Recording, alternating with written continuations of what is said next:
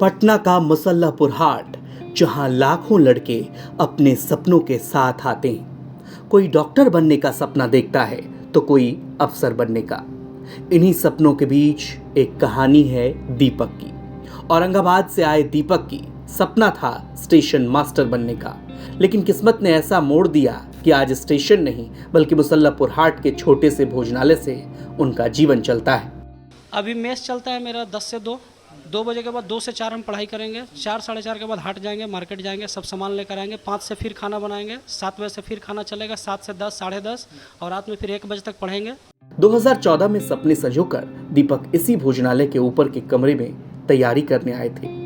8 साल तक अलग अलग प्रतियोगिता परीक्षा की तैयारी की, लेकिन पैसे की तंगी और जिम्मेदारियों ने दीपक को बावर्ची बना दिया।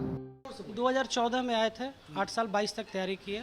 उसके बाद 24 में शादी हुआ, तो फिर आर्थिक स्थिति की वजह से थोड़ा सा आदमी किसी को भी पैसे की ज़रूरत होती है, उसके वजह से फिर हम दोस्त लोग के कहने पर मेरे 1-2 मित्र हैं यहाँ पे, बोले कि आप तत्काल मेस ही खोल दीजिए। यहाँ पे खाली जगह भी था, हमें अब मौका अच्छा लगा। हम भी पटना में खाए पिए थे मेस में, तो हमको पता था कि स्टूडेंट का क्या ज़रूरत है, नहीं ज़रूरत है, कितने पैसे में अफोर्ड कर पाएंगे वो। इसकी वजह से हम कम पैसे में मेस में हम अनलिमिटेड खाना देते हैं लोगों को, जितना खा सकते हैं। औरंगाबाद से आए दीपक स्टेशन मास्टर बनने का सपना लेकर पटना पहुंचे थे। प्री और मेंस एग्जाम पास कर लिया, लेकिन फाइनल मेरिट लिस्ट में सिर्फ 1 नंबर कम रह गए। यही 1 नंबर उनकी किस्मत बदल गया। हाँ, परीक्षा पास की है, आरआरबी ग्रुप डी भी पास की है। 18 में फिजिकल नहीं हुआ, 22 में एनटीपीसी भी साइको तक गए स्टेशन मास्टर में। फाइनल मेरिट नहीं बना 1-2 नंबर से। स्टेशन मास्टर में? हाँ, स्टेशन मास्टर में साइको तक दिए। कितने नंबर से छूट गया है? 1 या 2 नंबर से फाइनल मेरिट छूटा। हाँ, 1 या 2 छूटा था पूरी। स्टेशन मास्टर बनने से छूट गया? हाँ, फाइनल मेरिट में प्री हुआ, मेंस हुआ, साइको हुआ, तीनों स्टेज पार कर गए। प्री मेंस साइको सब निकल गया? सब निकल गया, लास्ट स्टेज फाइनल मेरिट नहीं बना। आज दीपक उसी लॉज के नीचे मेस चला रहे हैं, जहां कभी खुद पढ़ाई करते थे। दिन में करीब 40-45 लड़कों को खाना खिलाते हैं और रात में किताबों के पन्ने से अपने सपनों को जिंदा रखते हैं। तो अभी बताइए कि दिन में कितना प्लेट खाना? 40 से 45 खाना हो। 40 से 45 प्लेट खाना? रक्षाबंधन को हम ओपन किए थे। अच्छा, इसी रक्षा? हाँ, 9 अगस्त को ओपन किए थे। अच्छा। और सितंबर अभी तो। ये बताइए कि मतलब पहले जब आप खाना खाने जाते थे तो आपको कितने रुपए लगते थे? जैसे कोई होटल है 60 में भी खिलाता है, कोई 65, कोई 55, कोई 50, ये सब रेट है जनरल थाली का। लेकिन हम 50 रखें, लेकिन मेरा 50-60 के बराबर है। दीपक ने अपने मेस में खाने का रेट सिर्फ 50 रुपए रखा है।